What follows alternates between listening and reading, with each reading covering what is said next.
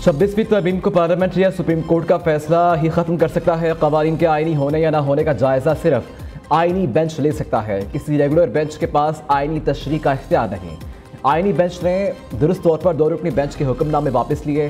Bench जिस इख्तियारात case में justice Mohammad Ali मजहर का 20 सफ़हात पर मुश्तमिल इजाफी नोट जारी। लिखा 26वीं तरमीम में सब कुछ खुली किताब की तरह वाज़ेह है। हम इस तरमीम पर आंखें और कान बंद नहीं कर सकते। ये दुरुस्त है कि तरमीम चैलेंज हो चुकी और फ़रीक़ैन को नोटिस भी जारी हो चुके। ताहम केस फुल कोर्ट में भेजने की दरख्वास्त का मेरिट पर फैसला होगा। आइनी तशरीह कम अज़ कम 5 रुकनी आइनी बेंच ही कर सकता है। किसी रेगुलर बेंच को वो नहीं करना चाहिए जो इख्तियार मौजूदा आइन इसे नहीं देता। 2 रुकनी बेंच के टैक्स केस में बुनियादी हुक्मनामे वापस हो चुके। बुनियादी हुक्मनामों के बाद की सारी कार्रवाई बेवक़्त है।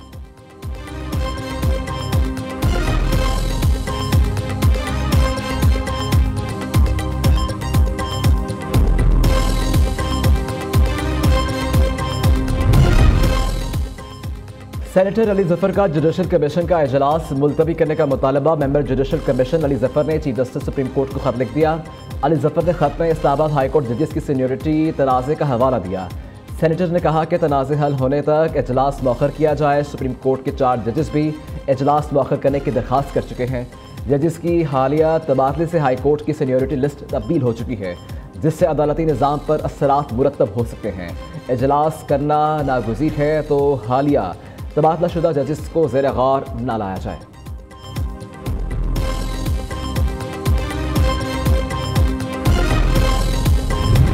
कालादम BLA का मकसद बलोचिस्तान और गवादर की तरक्की को रोकना है। कालादम BLA के दहशतगर्द ऐसे मकामात को निशाना बनाते हैं जिससे बलोचिस्तान की तरक्की का अमल मुतासिर हो। DG ISPR lieutenant general Ahmed Sharif Chaudhry का कहना है दहशतगर्द नहीं चाहते बलोचिस्तान में अमन व अमान हो। इंटर्नशिप प्रोग्राम के दौरान गवादर से ताल्लुक़ रखने वाली एक तालबा के सवाल पर तर्जुमान पाक फ़ौज ने कहा बलोचिस्तान के अवाम में बहुत शऊर आ गया है, कौन उनकी तरक्की और खुशहाली के ख़िलाफ़ है।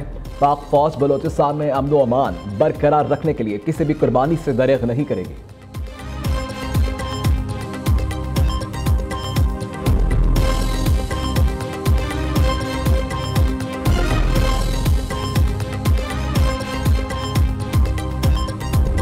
Ladies and gentlemen, Amman Dialogue's theme this year, Secure Seas, Prosperous Future, encapsulates our vision for the Indian Ocean region. We envision these waters not as an arena of competition, but as a common avenue for the cooperation. We believe that the magnitude and diversity of evolving threats and challenges are such that no country has the wherewithal. पाक बहरिया की अमन मशक़ों 2025 का तीसरा रोज़ कराची में 9वीं अमन मशक़ के दौरान 2 रोज़ा अमन dialogue का इनेकाद।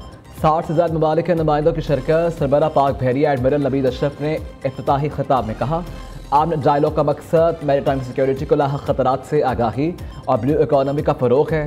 महफूज समुंदर खुशहाल मुस्तक़बिल के उन्वान से अमन डायलॉग का इनेकाद किया जा रहा है। सरबराह पाक बहरिया ने तमाम शुरका का गर्म जोशी से इस्तक़बाल किया।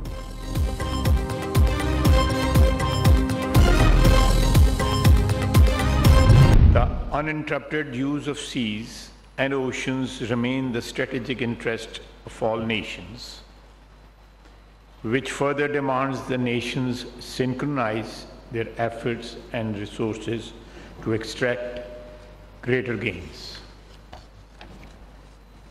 The maritime domain today is a critical crossroads. Our oceans, carrying over 80% of global trade, represent not just shipping lanes, but the arteries of global prosperity. The Indian Ocean in particular emerges as a vital confluence where the destinies of nations intertwine. दुनिया बड़ी मुआशी तब्दीलियों से गुजर रही है। मौजूदा दौर में मैरीटाइम सिक्योरिटी का अहम किरदार है। तजारती टैरिफ बड़ा चैलेंज बनकर सामने आया है। समुद्री तजारत के तहफ़्फ़ुज़ के लिए मुश्तरका कोशिशें हमारा इज्तिमाई फ़र्ज़ है। वज़ीर दफ़ा ख्वाजा आसिफ का अमन डायलॉग की इफ्तिताही तकरीब से खिताब। कहा आलमी मुआशरी निज़ाम मैरीटाइम पर इन्हिसार करता है। बहरा हिंद आलमी तेल और गैस की 50% ज़ख़ायर रखता है। बहरी तजारत का मईशत में बुनियादी किरदार है।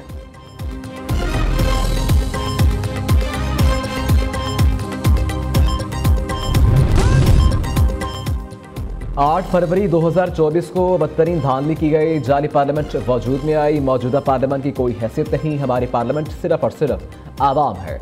मौलाना फजलुर रहमान ने हुकूमत को फिर आड़े हाथों ले लिया। सरबराह जेजुआई ने मैदान में जलसे से खिताब करते हुए कहा कि अमेरिका समेत तमाम दुनिया मदारिस से ख़त्म करने की साजिश कर रखी है। हुकूमत ने रजिस्ट्रेशन के नाम पर बैंक अकाउंट बंद करने की साजिश की। फिपरे अवाम सड़कों पर आएंगे तो जाली ऐवानों में ज़लज़ला बरपा होगा।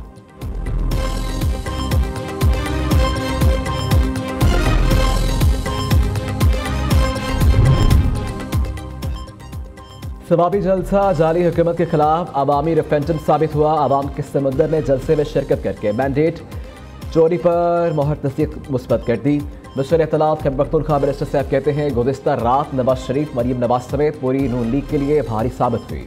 मरीम नवाज के होचे हथकंडों के बावजूद पंजाब में अवाम बड़ी तादाद में बाहर निकली। अवाम की ताकत से जाली हुकूमत का खात्मा यकीनी बनाया जाएगा।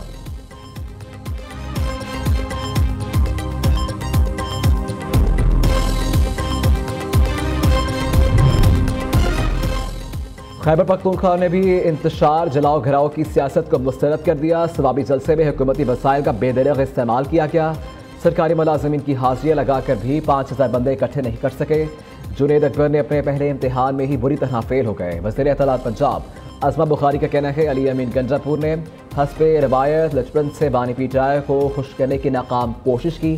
पंजाब के किसी ज़िले से इनके लोग नहीं निकले।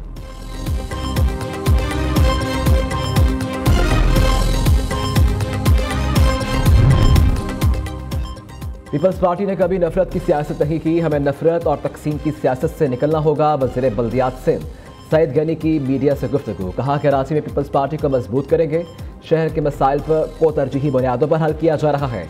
आवामी मसाइल हल करने में पीपल्स पार्टी से बेहतर कोई जमात नहीं।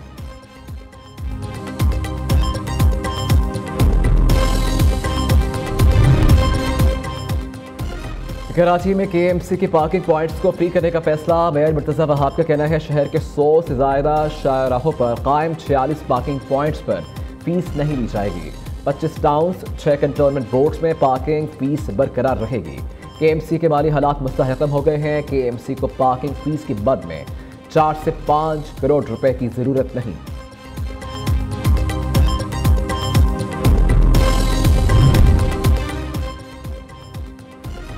नायब वज़ीर आज़म और वज़ीर ख़ारिजा इसहाक़ डार का ऐलानी हम मनसब से रबता। मशरिक़ वस्ता की सूरत हाल पर तबादला ख्याल।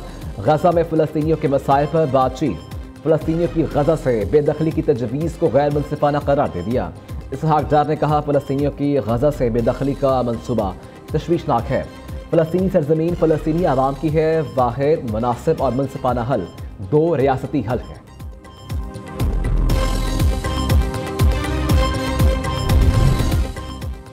एलॉन मस्क को बड़ा झटका। अमरीकी अदालत ने अमरीकियों के ज़ाती मालियाती डेटा तक रिसाई से रोक दिया। अमरीकी ज़िली जज पॉल ए एंगलमायर ने हुक्म में कहा कि हुकूमती निज़ाम से मुताल्लिक़ मालूमात अफशा होने का खदशा है। एलॉन मस्क के डिपार्टमेंट पर आर्जी पाबंदी 14 फरवरी को होने वाली समाअत तक नाफिजुल अमल रहेगी। डेमोक्रेटिक अटॉर्नी जनरल्स ने मस्क की टीम के खिलाफ मुकदमा दायर किया था। एलॉन मस्क ने जज को डेमोक्रेटिक कारकुन और फैसले को पागलपन करार दे दिया।